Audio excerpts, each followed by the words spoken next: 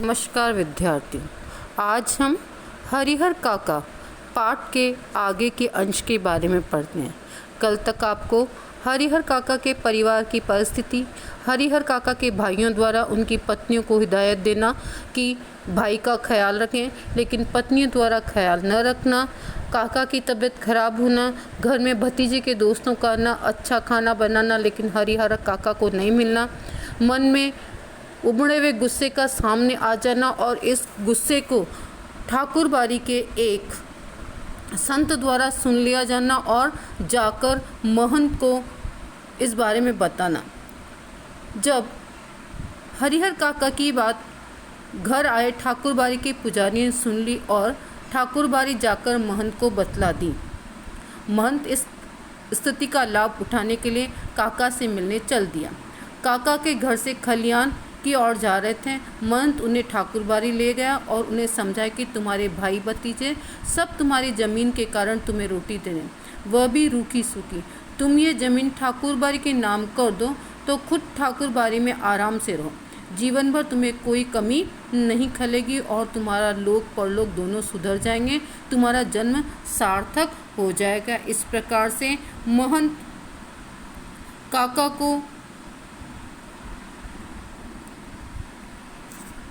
को सुख साधनों का क्या देने के लिए प्रलोभन देकर, स्वार्थ देकर अपने उद्देश्य की पूर्ति के लिए हरिहर काका को समझाने का कार्य कराया।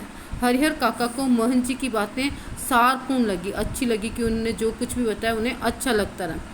लेकिन जमीन ठाकुरबाड़ी के नाम लिखने से अपने सगे भाइयों के साथ धोखा होगा, यह भी वह सोचने लगे। महंत जी एक साफ सुथरे कमरे में उनका बिस्तर लगा दिया और पुजारी से कहा कि काका के लिए बढ़िया भोजन तैयार है। शाम को काका के तीनों भाई जब खलियान से लौटे तो इस दुर्घटना पर वे बहुत दुखी। उनके मन में शंका भी पैदा हुई और वे काका को ठाकुरबाड़ी से वापस घर लाने के लिए ठाकुरबाड़ी पहुंच गए। महंत ने उन्हें समझाया कि काका का मन अशांत है, एक दिन उन्हें ठाकुरबाड़ी में रहने दो। अंततः भाइयों को निराश होकर घर लौटना पड़ा।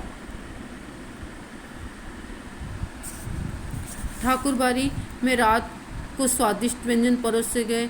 आध्यात्म चर्चा से भी सुख मिला। काका की खूब सेवा की गई।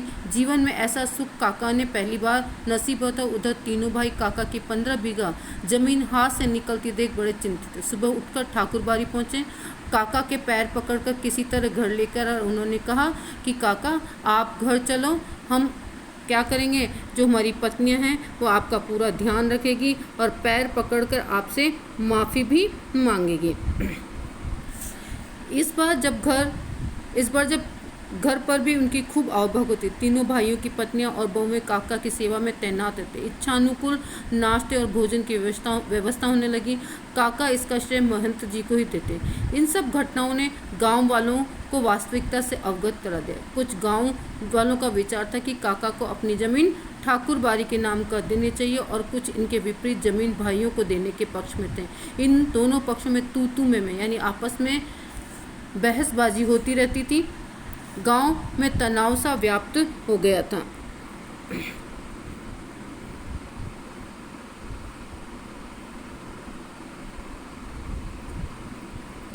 इधर हरिहर काका के भाई भी उनसे निवेदन करने लगे थे कि अपनी जमीन उनके नाम लिख दे।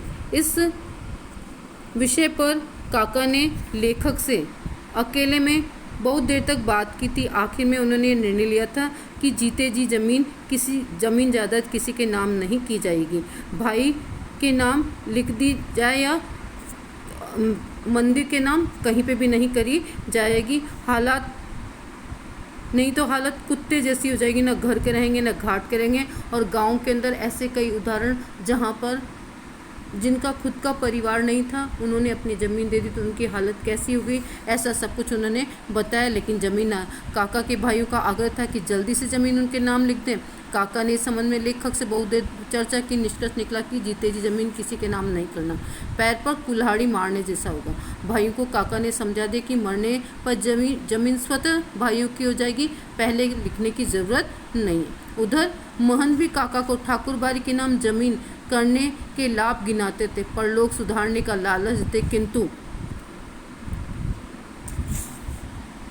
किंतु काका महंत पर उपकार मानकर भी जमीन लिखने के लिए तैयार हुए। महंत काका के मन में द्वंद्व तो ताड़ गए थे। मौका देकर अन्य साधु संतों के साथ हरिहर काका के घर अचानक हमला बोलकर काका का अपहरण कर ठाकुरबाड़ी आए। काका के भाई कुछ लोगों के साथ काका की खोज में ठाकुरबाड़ी पहुंचे, किंतु वहां भी उन पर हमला हुआ और ठाकुरबाड़ी के कमरों खिड़कियों से चली गोली से एक नौजवान घायल हो गया। भाइयों के साथ आए गांव वाले तो वहां से भाग निकले, लेकिन तीनों भाई वहां रह गए। वे स्वयं को कमजोर समझकर पुलिस थाने की ओर दौड़े। इस प्रकार आज तक कहानी का इतना ही अंश। आप स्वयं, मैं केवल सार आपको पढ़ा रही हूँ, बाकी आप अपनी पुस्तक से इस पाठ को यहाँ तक पूरा पढ़ लीजिएगा। हम आगे, अब मैं आपको शुक्रवार को क्लास दूंगी जिसके अंदर इसके आगे का अंश आपको पढ़ा दूंगी।